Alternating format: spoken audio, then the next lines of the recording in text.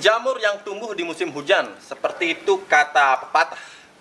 Memang kenyataannya di musim hujan ini jamur amat sangat mendominasi, terutama di media yang kita berikan pupuk organik, utamanya pupuk organik dari kotoran hewan ataupun dari bahan organik berupa kayu atau serbuk kayu. Biasanya jamur akan hidup dengan subur seperti itu sahabat, karena kelembaban yang tinggi merupakan media yang sangat disukai oleh jamur. Nah, akan tetapi di sini kalau hanya jamur-jamur seperti ini ya nggak masalah sahabat. Akan tetapi di musim hujan yang kita sangat waspada adalah jamur atau fungi yang merugikan tanaman. Salah satunya adalah fungi Fusarium sp seperti itu. Nah, sebenarnya tidak hanya fungi Fusarium sp yang bisa bersifat negatif atau merugikan tanaman kita, tapi banyak juga jenis fungi lainnya yang juga bisa merugikan tanaman kita di musim hujan sahabat. Bisa menyerang akar, bisa menyerang batang, bisa menyerang daun, dan juga bisa menyerang buah seperti itu. Nah, di musim hujan ini lagi-lagi saya berharap kepada sahabat untuk waspada terhadap pertumbuhan jamur yang merajalela seperti ini.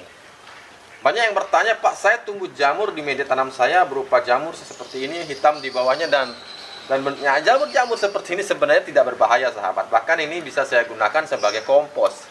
Akan tapi jamur yang tidak terlihat atau jamur yang ukurannya kecil, yang tumbuh dengan spora, nah itulah sebenarnya yang perlu kita waspadai seperti itu. Nah, di sini saya membuat lagi satu ramuan yang bisa menggantikan bahan yang dulu saya sempat buat dan katakan bahwa bahan ini sangat baik untuk membasmi jamur, yaitu susu seperti itu. Apabila sahabat kesulitan untuk mendapatkan susu, nah di sini ada satu bahan yang bisa saya kombinasikan. Sebenarnya ada dua bahan yang saya kombinasikan dan akan menjadi fungisida bagi tanaman sahabat, utamanya di musim penghujan ini. Oke, tidak perlu lama-lama saya cuap-cuap seperti ini. Langsung saja saya ajak sahabat untuk membuat fungisida dengan dua bahan yang sangat mudah didapat ini, untuk sahabat spesial saya di Bali Organic TV. Nah, oke, inilah kedua bahan tersebut sahabatnya. Ada kelapa. Nah, kelapanya kebetulan saya ada kelapa yang kuning atau kelapa gading seperti ini ya, saya pakainya kelapa gading. Akan tetapi sahabat jangan terpaku pada jenis kelapa, yang penting kelapa seperti itu. Dan juga ada lengkuas seperti ini sahabat. Nah, bagaimana cara membuatnya untuk menjadi fungisida yang bisa langsung kita gunakan tanpa harus kita fermentasi terlebih dahulu. Nah, akan tetapi karena gerimis hujan, sahabat bisa lihat sudah mulai datang di kebun. Nah, kita terpaksa buatnya di indoor lagi atau di dalam ruangan. Nah, maunya saya tadi langsung saja buat di sini, akan tetapi karena hujan sudah mulai turun, ya kita buat di dalam ruangan agar kamera saya tidak kebanjiran seperti itu. Oke sahabat, nampaknya hujan begitu deras ya. Ini di kediaman saya.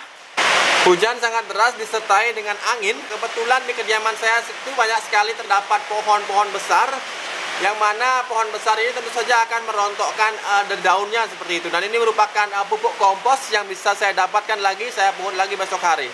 Jadi hujan dan angin kencang ini saya tanggapi dengan sangat rasa syukur ya. Karena hujan disertai angin kencang ini mampu memberikan saya pupuk yang berkelimpahan di esok pagi seperti itu. Oke, langsung saja sahabat, ini adalah bahan-bahan yang saya gunakan, sederhana sekali ya. Mudah-mudahan suara saya terdengar dengan jelas di sana sahabat ya, karena hujan begitu derasnya di sini. Nah, ini adalah kelapa, saya gunakan kelapa gading karena yang di kebun ada kelapa gading. Tapi juga bisa sahabat gunakan kelapa hijau, bahkan menurut saya kelapa hijau itu lebih bagus seperti itu. Nah, kemudian juga saya gunakan 1 ibu jari lengkuas sahabat. Diparut ya sahabat ya. Jadi jangan salah, lengkuas ini juga memiliki unsur senyawa panas sama seperti bawang putih. Jadi sahabat jangan terlalu banyak menggunakan lengkuas sahabat. Gunakan lengkuas cukup hanya 1 ibu jari saja sahabat untuk 1 butir kelapa seperti itu. Oke sahabat, langsung saya praktekkan. Pertama kita ambil dulu air kelapanya sahabat ya. Gunakan gelas sahabat ya. Kita gunakan air kelapa seperti ini. Kita ambil airnya. Nah, ini airnya sangat sedikit sekali sahabat, karena memang ini kelapa gading yang ukurannya kecil.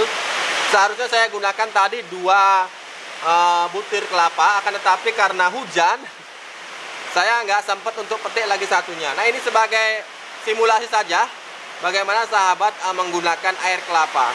Gunakan sekitar 400 ml air kelapa. Ini mungkin sekitar 200 ml atau 250 ml, akan tetapi gunakan 400 ml air kelapa. Kemudian 1 ibu jari dari lengkuas seperti ini sahabat ya, diparut. Nah, oke, hujannya sudah cukup reda, jadi saya lanjut lagi videonya. Tadi hujannya terlalu deras sehingga nggak kedengaran apa ketika saya berbicara sahabat ya. Tadi saya sudah jelaskan ya, ini ada 1 ibu jari lengkuas yang sudah diparut. Kemudian ada, ini hanya 200 ml ya. Kita butuhnya 400 ml sebenarnya. Tapi ini sebagai simulasi saja, saya akan masukkan setengahnya saja kalau begitu ya. Oke, kita masukkan ke dalam botol air mineral seperti ini sahabat ya. Nah, kita masukkan 1 ibu jari lengkuas, setengah ibu jari lengkuas, karena ini air kelapanya hanya 250 ml atau 200 ml air kelapa. Kemudian kita tinggal masukkan air kelapa ke dalam botol ini sahabat. Nah, oke, ketika sudah tercampur seperti ini, kita diamkan sekitar kurang lebih 2 jam saja sahabat. Kemudian bisa langsung kita aplikasikan dengan metode semprot seperti itu. Semprot dari daerah batang bawah, kemudian cabang, kemudian ke daun seperti itu sahabat, untuk mencegah tumbuhnya jamur di bagian tersebut sahabat. Jadi ini tanpa fermentasi ya sahabat ya, hanya kita diamkan 2 jam, kemudian kita bisa saring. Kemudian kita masukkan ke alat semprot kita. Nah, apakah perlu campuran air lagi Pak? Begini, untuk tanaman-tanaman yang sudah besar, saya biasanya langsung saja semprotkan, dan menyemprotkannya pun jangan sampai banyak-banyak sahabat ya, secukupnya saja, asal kena saja.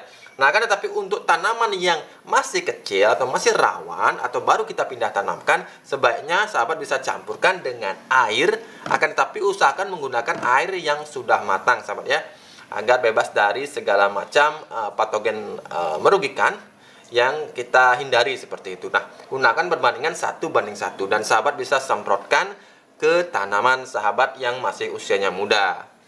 Nah, untuk dosis penyemprotannya sekali lagi jangan terlalu banyak, karena sekali lagi saya tekankan di sini lengkuas memiliki sifat yang panas seperti itu. Jadi ini sama saja seperti bawang putih. Ketika sahabat menggunakan bawang putih berlebihan bisa juga merugikan tanaman itu sendiri sahabat. Oke, cukup sekian video saya kali ini. Terima kasih untuk sahabat yang selalu menyimak video saya di kebun ya, dengan tips dan trik di musim hujan ini. Mudah-mudahan dengan semua yang saya berikan ini bisa menyelamatkan tanaman sahabat di musim penghujan seperti itu sahabat. Dan sekali lagi ingat pesan saya, jangan lupa untuk menanamlah hari ini agar kita bisa panen esok hari. Sampai jumpa.